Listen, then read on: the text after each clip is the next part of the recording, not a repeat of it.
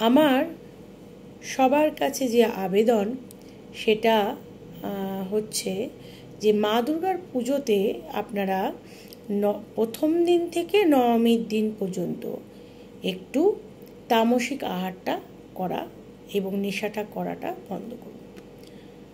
বিশেষ করে আপনারা যদি সত্যিকারই মা দুর্গার কৃপা লাভ করতে চান এবং মা দুর্গার প্রার্থনা আপনারা করতে চান, পুজো প্রার্থনা মাকে সন্তুষ্ট করতে চান, তাহলে কিন্তু তাকে সন্তুষ্ট করতে গেলে কিন্তু আপনাদের অনেক নিজেকে কন্ট্রোল করতে হবে। বিশেষ করে ষড়রিপুর কন্ট্রোলটা করতে হবে। ষড়রিপু কি? কাম, ক্রোধ, লোভ, মোহ, মদ, মাৎসর্য। এই রিপুকে আপনাদের নিজেদের কন্ট্রোলে করতে হবে। দেখুন, আসরিক প্রবৃত্তি আমাদের বহুজনের মধ্যে, বেশিরভাগ মানুষদের মধ্যেই থাকে, কিন্তু সেই আসরিক শক্তিকে দমন করতে আমাদেরই হবে। মা তখনই সন্তুষ্ট হবেন যখন আপনি বা আমরা সকলেই আমাদের ভিতরের যে আসরিক শক্তি, সেই আসরিক শক্তিকে আমরা বধ করে যখন মায়ের প্রার্থনায় আমরা যখন মায়ের কাছে সেই উপাসনায় আমরা নিজেদেরকে উৎসর্গ করব। কেমন? যে দেখুন, আমরা পবিত্র মন নিয়ে, মন মানসিকতা নিয়ে আমাদের শুদ্ধ বস্ত্রে পুজো করতে হবে। এবং আমি একটাই কথা বলবো, এটাকে উৎসব না মনে করে, এই পুজোটাকে উৎসব শুধু মনে না করে, উৎসব মনে করতে পারেন আপনারা, সেটা যে যার কাজের জন্য বা যে যার সেই ইনকামের জন্য আপনারা উৎসব মনে করতে পারেন, কিন্তু আমি সাধারণ মানুষ যারা গৃহী লোক তাদের ক্ষেত্রে বলবো এটাকে শুধুমাত্র একটা উৎসব না মনে করে, উৎসব করলে ঠিক আছে আপনারা উৎসব করুন, কিন্তু মানে আনন্দ করুন, উল্লাস করুন, ঠিক আছে, কিন্তু আমি বলবো এই সময়টা আপনারা কিছুতেই হাতছাড়া করবেন না। শুধুমাত্র প্রার্থনা, তাই দিয়েই মা জগৎজননীকে আমরা তুষ্ট করতে পারি।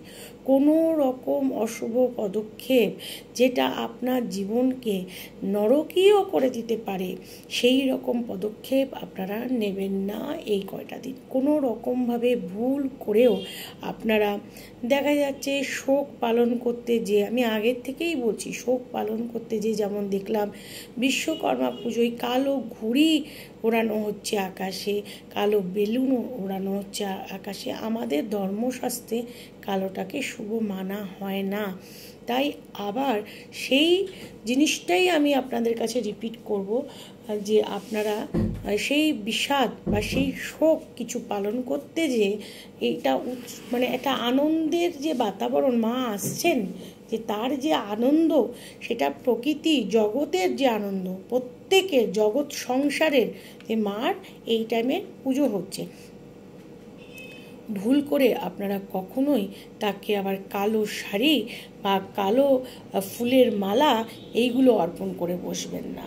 হ্যাঁ, কারণ এটা আমি বিশ্বকর্মা পুজোতে দেখেছি, খবরে দেখছিলাম কালো উড়ি ওড়াচ্ছে।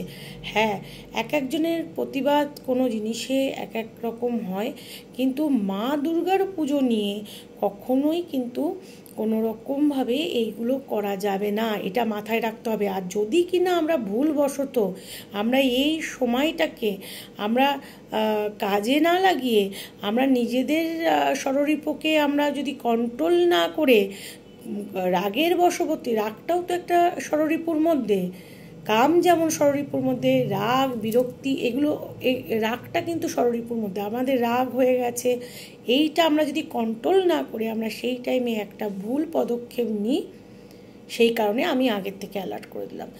দয়া করে আপনারা মাকে কালো বস্ত্র আবার পরিয়ে দেবেন না, এবং দয়া করে মাকে কালো ফুলের মালা আপনারা পরিয়ে দেবেন না। কারণ এই যে দিনটা, এই দিনটা আপনার সারা জীবনের, আপনার জীবনে, আপনার সারা জীবনে আপনার কি হতে চলেছে বা সারা বছর আপনি কেমনভাবে থাকবেন, সব কিছুই নির্ভর করছে মায়ের উপরে এবং আপনার কর্মের উপরে।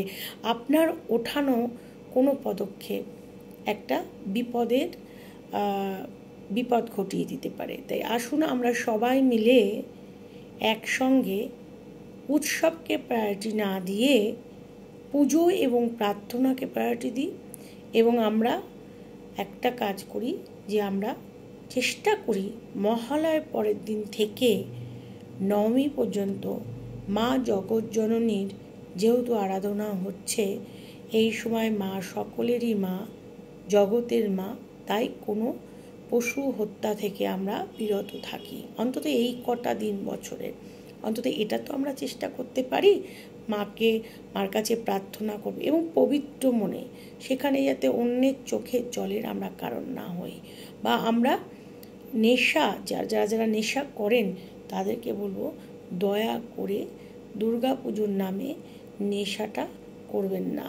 ওটাকে একটা কালচার বলে না, ওটা আসরিক প্রবৃত্তি।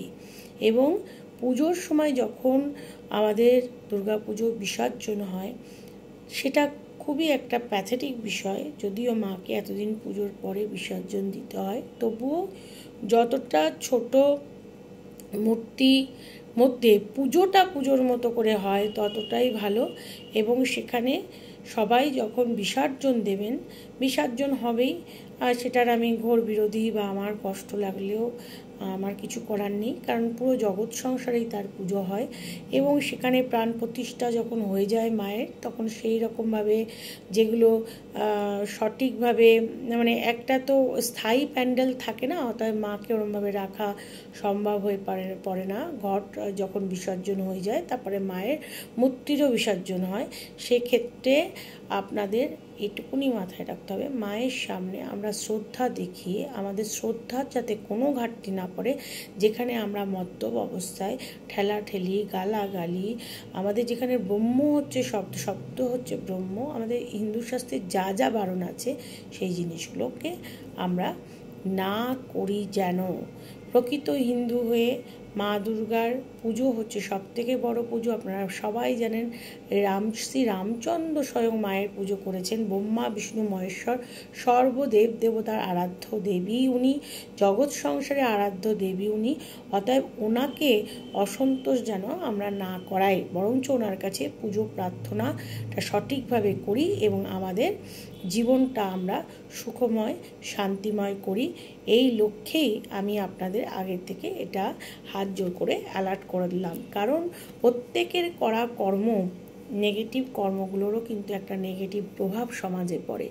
এই জন্য বলবো যে আপনারা প্রত্যেকে পুজোর সময় কোনো রকম হঠকারী ডিসিশন নেবেন না এবং পুজোটাকে পুজোর মতো করেই ভক্তি শ্রদ্ধা সহকারে পবিত্র মনে, সেখানে কোনো রাগ থাকবে না, সররিপুকে কন্ট্রোল করেই করতে হবে। আমাদের রাগ হওয়ার কারণ আছে, কিন্তু আমরা সেই পুজোর পার্টিকুলার টাইমটা মাকে নিয়েই ভাববো, মায়ের কাছে প্রার্থনা করব, আসরিক শক্তির যাতে বিনাশ হয় সেই প্রার্থনা করব এবং প্রত্যেকের মঙ্গল কামনা করব।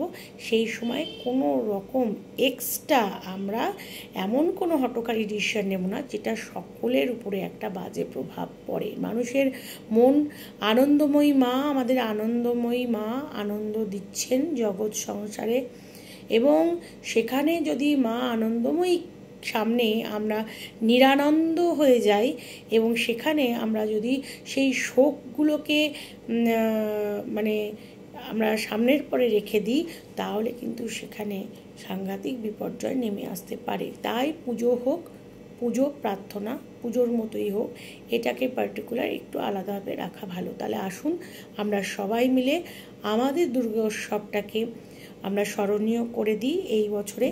কেউ কোনো রকম নেশা করবেন না এবং কোনো রকমভাবে যখন ভাসান হবে, যখন বিসর্জন হবেন, তখন মার প্রতি যথেষ্ট আমরা শ্রদ্ধা সহকারে তার বসন, তার অর্নামেন্টস যেগুলো পরানো হয় সেগুলো এদিক ওদিক বা ঠিক মতো বিসর্জন দেব আমরা। সেখানে মার পরে কোনো রকম বা মূর্তির পরে কোনো রকম নিজের ধর্মের লোকেরা কোনো রকম অত্যাচার বা সেখানে কোনো রকম অরাজকতা করব না। এটা নিজের ধর্মকেই কন্ট্রোল করতে হবে, ঠিক আছে? নিজেদের আত্মসমালোচনা আগে আমাদের দরকার। তো আমরা এটা খুব সুস্থভাবে ভাসান দেব এবং সুন্দরভাবে, সেখানে কোনো রকম কথাও আমরা খারাপ করব না। তা আমরা এই 9 দিন মায়ের 9টা রূপেরই পুজো করব, যেটা 9টা গ্রহকে কন্ট্রোল করে রাখে। সেটা কি আপনাদের আগেই বললাম। আর আমরা প্রত্যেকটা দেবীর পুজো প্রত্যেক দিন করব এবং এই ব্যাপারে বিস্তারিত আমি আলোচনা করব নেক্সট দিন লাইভে। আপনারা সঙ্গে থাকবেন এবং লাইভ প্রোগ্রাম দেখতে অবশ্যই ভুলবেন না। এবং আমি বলবো সবার কাছে আমার এই শারদীয়ার যে পুজো, সেই পুজো যাতে সুস্থভাবে হয় এবং মানসিকতা পবিত্র মন নিয়ে আপনারা যাতে করেন, সকলের মঙ্গল কামনায়, সকলের কল্যাণে, জগতের কল্যাণ কামনা করে আমি এই বার্তা আপনাদের সবার সামনে দিচ্ছি। প্লিজ সবার মধ্যে পৌঁছে দেবেন।